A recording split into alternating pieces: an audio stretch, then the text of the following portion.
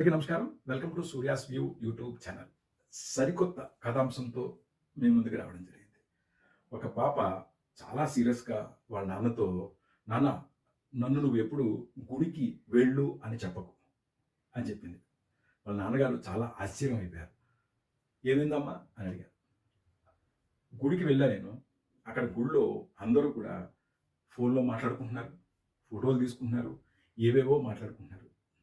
నాకైతే ఏం అర్థం కావట్లేదు. అందుకని నన్ను ఇంకెప్పుడు కూడా గుడికి వెళ్ళు అని చెప్పకు" అని చాలా గట్టిగా వాళ్ళ నాన్నగారితో అంది. వాళ్ళ నాన్నగారు, "ఇది నీ చివరి నిర్ణయమా" అని అడిగారు. అయితే, "అవును నాన్న, నేను ఇంకెప్పుడు వెళ్ళను" అని చెప్పింది. "అయితే నేను చెప్పినట్టు చేస్తావా? ఒక్కసారి చెయ్యి, తర్వాత నీ ఇష్టం" అని చెప్తారు. "సరే నాన్న, నీ మాట ఎప్పుడు నేను జవదాటలేదు. అయితే ఏం చేయాలో చెప్పు" అని వాళ్ళ నాన్నగారుని అడిగింది ఆ అమ్మాయి.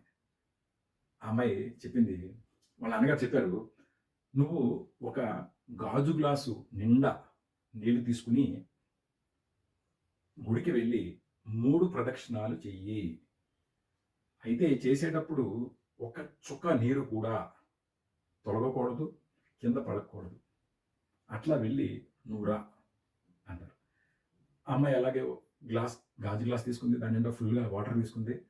అలా గ్లాస్ పట్టుకొని గుడి చుట్టూరా 3 ప్రదక్షిణాలు చేసి, చాలా జాగ్రత్తగా 3 ప్రదక్షిణాలు చేసి ఇంటికొచ్చింది.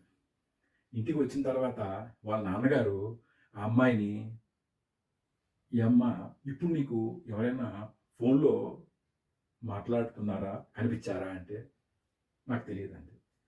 "ఎవరైనా ఫోటోలేమైనా తీసుకుంటున్నారా?" అంటే, "నాకు తెలీదంటుంది." "ఎవరైనా ఏవైనా మాటలు మాట్లాడుకుంటున్నారే?" "నాకు తెలీదు" అంటుంది. "అదేంటమ్మా, ఇందాకెళ్ళినప్పుడేమో అన్నీ కనిపించాయి. ఇప్పుడు నీకు ఏమీ కనిపించలేదంటే." "ఏంటి నాన్న నువ్వు గూడా మరీను. నా ధ్యాస మొత్తం ఈ గ్లాసులో వాటరు కింద పడకుండా ఉండడానికి మాత్రమే ఉంది గానీ, నాకు మిగతావేమీ పట్టించుకోలేదు నేను" అని చెప్పగానే, "అదే అమ్మా, నువ్వు గుడికి వెళ్ళేటప్పుడు నీ ధ్యాస, ఏకాగ్రత దేవుని మీద మాత్రమే ఉండాలి గానీ, చుట్టుపక్కల విషయాలపై ఉండకూడదు. అలా ఉంటే గనక నువ్వు డిస్టర్బ్ అవుతావు. ఏకాగ్రత పవర్ ఏంటో ఇప్పుడు నీకు అర్థమైందా? నువ్వు గ్లాస్ పట్టుకుని నీళ్ళు కింద పడకూడదని ఎంత ఏకాగ్రతగా వెళ్ళి ఒక్క చుక్క కూడా పడకుండా ఇంటికి తెచ్చావు కదా! అదే ఏకాగ్రతగా నువ్వు గనక నీ లైఫ్‌లో ప్రతీదీ గనక టార్గెట్ చేయగలిగితే సక్సెస్ అనేది నీ వెంటే ఉంటుంది.